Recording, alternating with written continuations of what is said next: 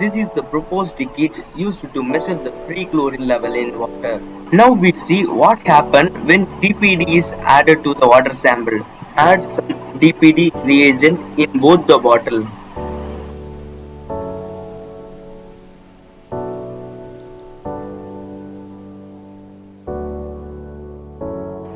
The tissue which contains free chlorine will react with the DPT and form the working of the system is take 10 ml of water sample and add DPT agent.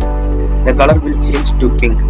Using the color sensor, we need to detect the color in the range of RGB. Then using the Arduino Nano controller, we convert the RGB value to HSV using some formulas. Then we get the Q value, and AB value is taken from the calibration curve as line gradient and B intercept. Through the formula A into H plus B, we can measure the chlorine level that present in the water.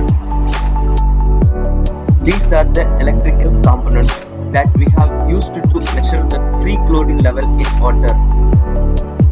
These are the known concentration of chlorine level. When I keep the 4.5 mg per liter, show that 4.08 mg per liter. When I keep the 3.5 mg per liter, it shows that 3.44 mg per liter. Similarly, it shows all the values.